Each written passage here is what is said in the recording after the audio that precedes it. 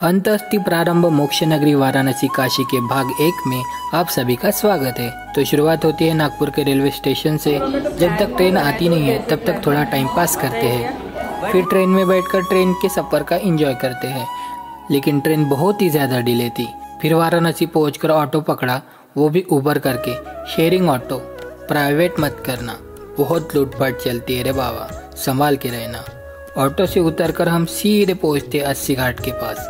वह Bharatanatyam classical dance चालू था और गंगा आरती की तैयारी भी चालू थी और पब्लिक रश भी बहुत ज़्यादा था। उसके बाद हमें रूम भी ढूंढना था स्टे के लिए, लेकिन हमारा मन घाटों के दर्शन के लिए बहुत ही ज़्यादा एक्साइटेड था।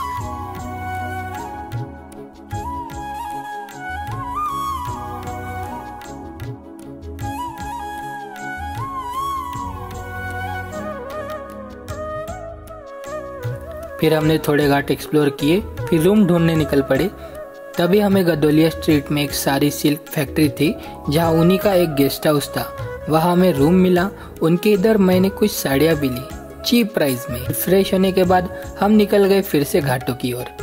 घाटों का नाइट व्यू एक number, so much beauty. Next आता है जीवन को और भी करीब से जानने वाला घाट, मोक्ष नगरी का महत्वपूर्ण स्तंभ मणिकर्णिका घाट। मैंने एक जलते इंसान को देखा, वो भी पूरा काला काला हो गया था। वीडियो दिखा था, रुक जाओ। तो भी मुंडी के साथ कान दिखते हुए। उसके आगे हमें मट्टी में दबा एक मंदिर दिखता है और गंगा महल घाट, गणेश घाट देखने के बाद हम निकलते हैं स्ट्रीट्स की गर्दी देखने।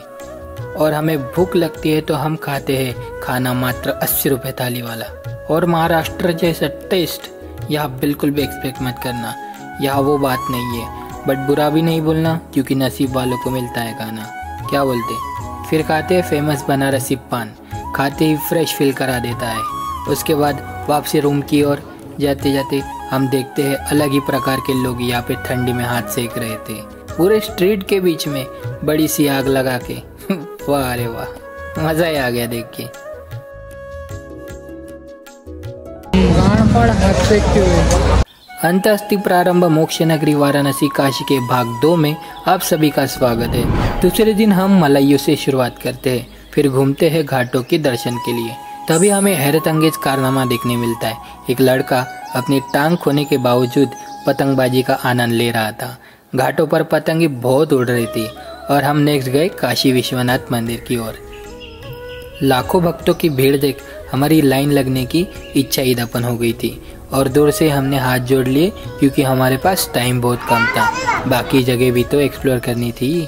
नेक्स्ट की हमने बोटिंग, वो भी सिंपल वाली, ना कि मोटर बोट, वो भी प्राइवेट। और हाँ, सेफ्टी फर्स्ट। उसके बाद बनाया हमने मस्त वीडियो और देखा सुबह का मणिकर्णिका घाट। बोटिंग खत्म और हमने फिर से देखा गंगा महल। दिन में विशाल और सुंदर, सूर्य का प्रकाश, पक्षियों का यूं ही उड़ना और उनकी किलबिलाहट घाटों पर रंग भर देता है। गंगा के किनारे सीढ़ियों पर बैठना, बोट्स को चलते देखना, बच्चों का पतंग उड़ाना, कला को प्रस्तुत करके कल्चर को रिप्रेजेंट करना, जोड़ों का एक साथ बैठना या फिर अकेले राह पे चलना, यह सबकी एक अलग कहानी है। लेकिन हम तीनों का अलग ही सीन चालू था। उसमें से ये दोनों को देखो, कल्चर हिस्टोरिकल टॉक्स करनी है। उसके आगे ही आती है फोटोजेनिक लोगों की फेवरेट जगह, जहाँ से लोग घंटों घंटों तक हटते नहीं, वीडियोस और फोटोज़ के लिए वेट करते हैं। क्या खूब कलाकारी है, मानना पड़ेगा उस पेंटर की कारीगरी को, लाजवाब है। और स्पेशल बात तो ये है कि वहाँ गौतम बुद्ध की भी आर्ट वॉल थी। शाम में यहाँ हर एक घाट पर बच्चों की पतंगबाजी आप सभी को देखने मिलेगी।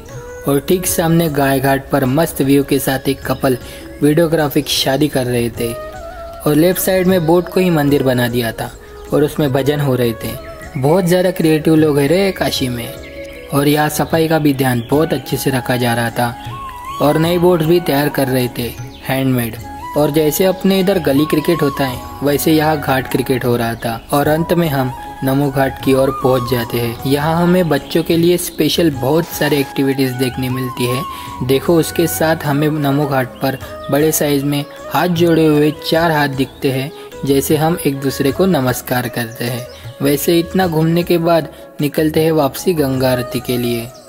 अंतस्थि प्रारंभ मोक्ष नगरी वाराणसी काशी के भाग 3 में आप सभी का स्वागत है। तो आज था सैटरडे, मैं यहाँ आया गंगा आरती देखने अकेले। इतनी गर्दी देख मन में एक ही सवाल था कि कोई छूट तो नहीं गया ना।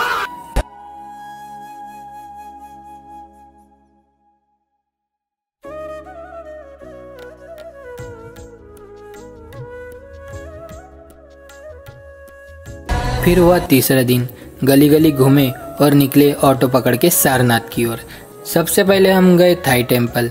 एनलाइटमेंट के बाद सबसे पहले गौतम बुद्ध ने यही से अपने ज्ञान का प्रचार शुरू किया था। उसमें हमारे साथ एक गाइड भी था, बट उसे कॉल आया था तो उसे जाना पड़ा।